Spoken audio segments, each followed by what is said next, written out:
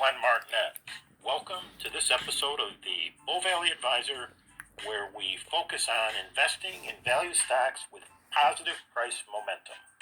Let's get started.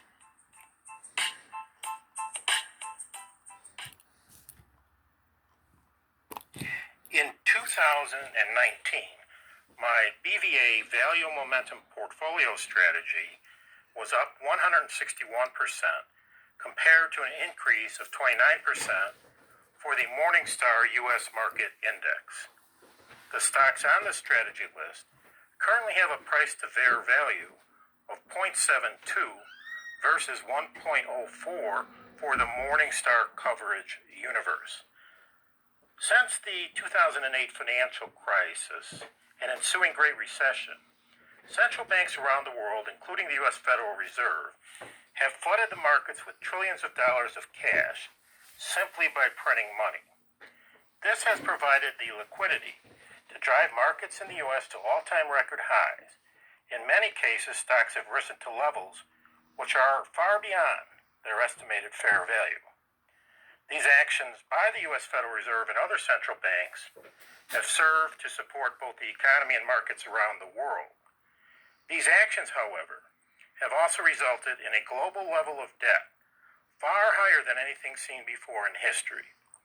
Given this high level of debt, it remains to be seen how markets will fare during an economic downturn. My BVA Value Momentum Portfolio strategy calls for investing in those stocks which have a price that is significantly below their estimated fair value. The methodology also provides a systematic exit strategy in the event of a decline in the individual stock or as a result of a general market decline.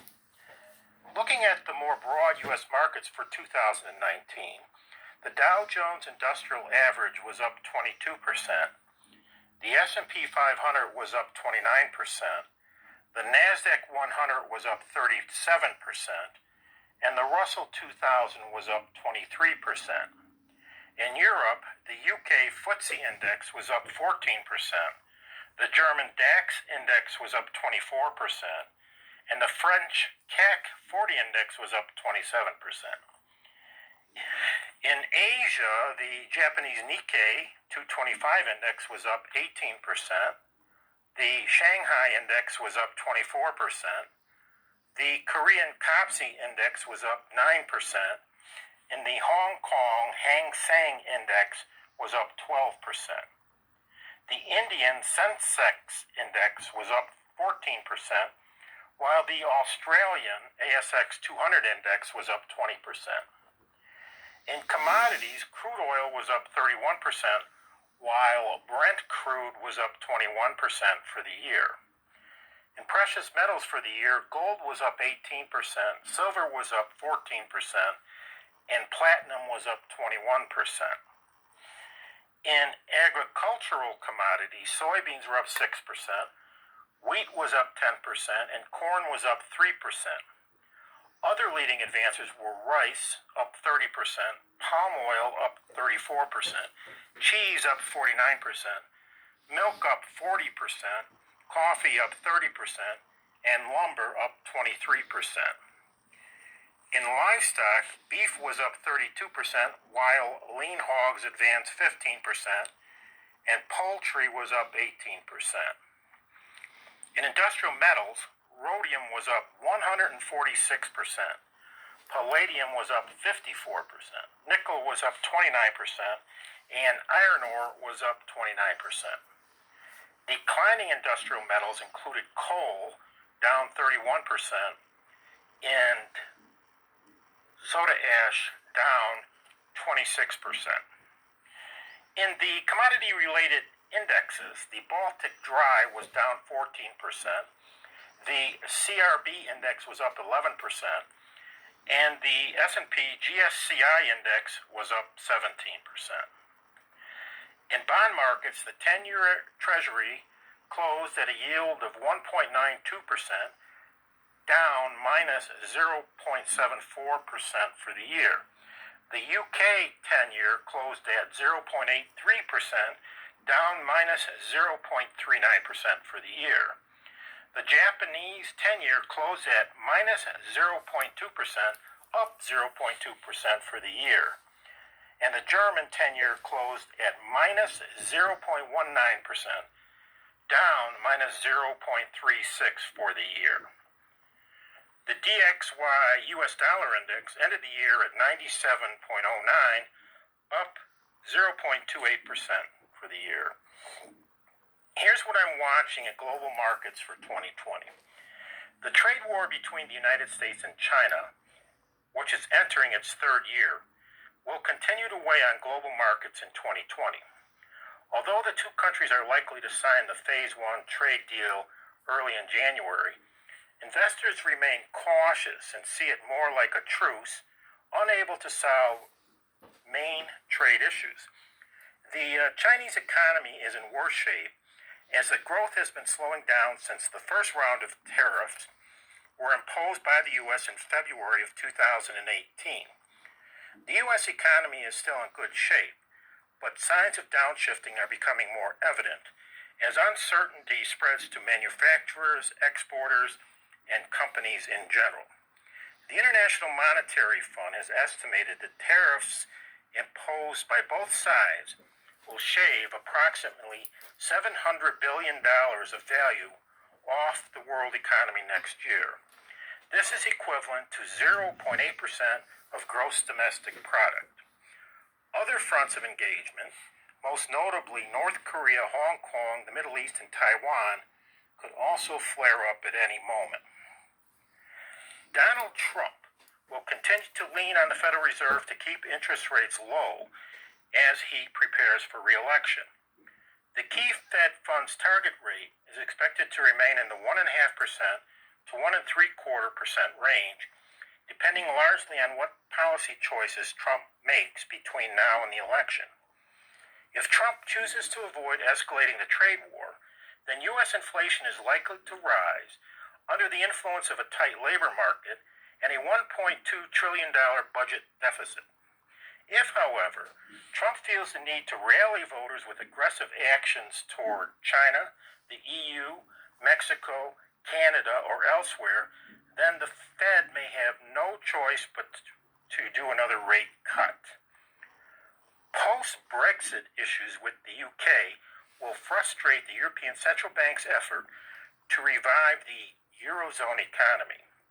Trade uncertainty will continue to weigh on the European economy, frustrating the European Central Bank's exit from its policy of negative interest rates, putting further pressure on the profitability of the Eurozone banking system, and keeping a cap on the euro in the foreign exchange markets. Trade hazards are many, and ways around them are few. Higher U.S. tariffs on China have deterred business investment in both countries, hitting Eurozone exports for capital goods. The EU is also the obvious next target for Trump on any offenses if he declares a truce with China. In addition, there is the fate of relations between the EU and the UK, which will leave the bloc at the end of January. Prime Minister Boris Johnson has signaled he wants a trade deal by the end of 2020, when the transitional phase of his withdrawal agreement is set to end. That sets the stage for some fast trade negotiating or a trade agreement that will be done in stages, each stage doing just enough to stop a disorderly disruption of trade and financial flows between the two. The threat of such a scenario will be constantly depressing confidence and demand, ensuring that sterling struggles to build on the gains of the last quarter. Oil prices may fall unless OPEC and Russia do more to reduce production. The global oil market faces a difficult start to 2020, and sluggish world growth continues to ensure that supply grows faster than demand. There was an agreement earlier this month by OPEC and Russia to cut supply by a further 500,000 barrels a day from January through March. Even so, the International Energy Agency says global oil stockpiles could grow at 700,000 barrels a day in the first quarter of the year. The U.S. Energy Information Administration's prediction is for an average crude oil price of just over $55 per barrel for the U.S. benchmark West Texas Intermediate next year and $60.51 per barrel for the global benchmark Brent. At these prices, businesses for many U.S. shale producers will remain difficult. Meanwhile, the bigger integrated oil companies will face higher costs of capital as they deal with climate change risks. Government forecasts indicate that U.S. oil production growth is set to slow to 900,000 barrels per day next year. That's down from 1.3 million barrels per day this year and 1.6 million barrels per day in 2018. For the first time in at least 3 years, the U.S. will not meet all incremental global demand on its own. Now I'd like to discuss the OECD Composite Leading Indicators. Each month, the OECD, which is the Organization for Economic Cooperation and Development, publishes its widely followed Global Composite Leading Indicators, or CLIs. These indicators are designed to anticipate turning points in economic activity relative to trend 6 to 9 months ahead. The last report, published in December, indicates that the CLIs continue to point to below-trend growth in all major OECD countries and most large emerging economies. The year-on-year percent change in CLIs is down minus 0.82 for the OECD area as a whole. The Euro area is down 1.05, the United States is down 1.43, Japan is down 1.07, Germany is down 1.85, China is up 0.27, and India is down 1.46. Looking ahead to 2020, these sluggish CLI numbers are reflected in the following forecasts provided by Trading Economics. Trading Economics provides forecasts for major indexes based on its analysts' expectations and proprietary global macro models. Forecasts are made on a best efforts basis and are not investment recommendation. In the global stock markets, Trading Economics expects the stock markets to fall in 2020 on disappointing economic data and high oil prices caused by rising geopolitical tensions in the Middle East. Trading Economics expects prices for most commodities to rise in 2020 on inflation concerns triggered by a tight labor market and high oil prices, possibly caused by a rise in geopolitical tensions in the Middle East between Iran and Saudi Arabia. Trading Economics expects yields from government bonds to rise in 2020 on inflation concerns triggered by tight labor costs and high oil prices, possibly caused by rising geopolitical tensions in the Middle East. Trading Economics expects the U.S. dollar to gradually appreciate against other currencies in 2020. In the United States, the Dow Jones Industrial Average, which closed at 28,538 in 2019, is forecast to trade around 27,399 by the fourth quarter of 2020. The DXY U.S. dollar index, which closed at 97.09, is expected to trade around 97.33 by the fourth quarter of next year. The 10-year U.S. government bond yield is expected to go from 1.92% to 2.16% by the end of next year. The GDP growth rate, which was 2.1% in 2019, is expected to be around 1.8% by the fourth quarter of 2020. The inflation rate is expected to go from 2.10% to 1.7%, and the unemployment rate is expected to go from 3.5% to 3.90%. In the international markets, the Euro area stock market is expected to go from 3,736 at the end of 2019 to 3,498 at the end of 2020. The Japanese Nikkei is expected to go from 23,657 to 23,122. The Hong Kong Hang Seng Index is projected to decline from 28,202 to 26,744 next year, and the CRB Commodity Index is expected to decline to 1.88% from 1.96% this year. At this point, I'd like to extend my very best wishes to all and yours for a happy and prosperous New Year. Be sure to visit my website to subscribe and ask for a free copy of the Bull Valley Advisor Stock Market Newsletter. My website is www.bullvalleyadvisors.com. That's www.bullvalleyadvisors.com. Subscribers to the Bull Valley Advisor Stock Market Newsletter receive 12 monthly email newsletters showing the current 25 stock holdings with individual returns since purchase, the historical list of gains or losses for each stock sold, and a presentation of portfolio returns year to date and since the start of the portfolio. The strategy consists of 25 individual stocks trading on U.S. market exchanges. The strategy calls for investing in stocks trading at a significant price to fair value discount. Fair value is calculated using a 5-year discounted cash flow method. When added to the list, stocks must have both daily and weekly positive price momentum. Stocks are considered for sale if the current price significantly exceeds the current estimated fair value and or the daily and weekly price momentum turns negative. Stocks may also be considered for sale when more attractive opportunities are presented. The above BVA value momentum portfolio results represents the historical portfolio returns since the inception date of January 2, 2019. The results depict the actual timing of the purchases and sales in the portfolio.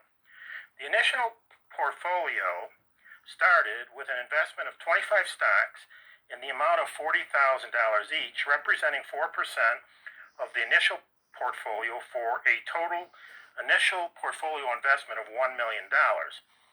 The proceeds from positions sold are reinvested in new positions, with the total number of positions remaining at 25. However, any one position may become more or less than 4% of the portfolio, depending upon the performance of each individual stock.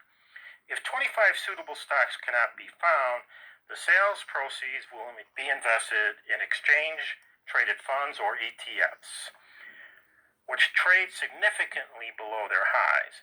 If neither suitable stocks or ETFs can be found, sale proceeds will be invested in short-term U.S. Treasury bills until such time as suitable stocks or ETFs become available. You can also listen to my podcast at anchor.fm/len.martinez.phd.cpa. That's anchor.fm/len-martinez-phd-cpa. Thanks, and please stay tuned for more in my next updates. Len Martinez is a financial consultant. Information in the Bull Valley Advisor newsletter should not be considered as investment advice or an offer to buy or sell securities.